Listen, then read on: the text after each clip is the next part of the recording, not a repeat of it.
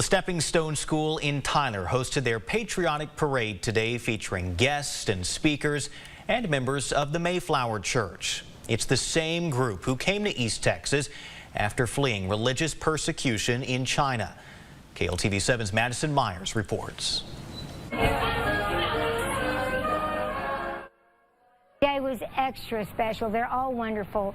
But today we had a very beautiful, historic moment in our time where the Stepping Stone boys and girls from America were able to meet and to welcome the Chinese children that fled here for religious freedom with their parents.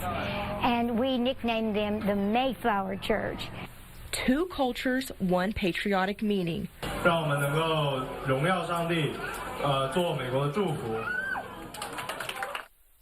A Chinese translator speaks to members of the Mayflower Church about the importance of Independence Day in the United States. Members of the Mayflower Church arrived back in April, making tomorrow their first 4th of July as United States citizens. Founder and CEO of Freedom Seekers International, Dina Brown, explains how just a few months ago things looked completely different for them. Yes, about 3 months ago, within a few days, they were all in a jail in Thailand. I was with them there. They released me, but the Mayflower is still in prison. The U.S. State Department, along with Congressman Nathaniel Moran, Chris Smith, and Frank Wolf, worked together to get the Chinese members out of the detention center. The Mayflower members were finally released on Good Friday.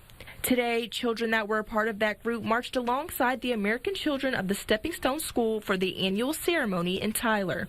It's their 23rd annual patriotic parade. This year's event was bigger than ever, featuring children of all ages, veterans, and the headliner, an Independence Day acrobatic performance.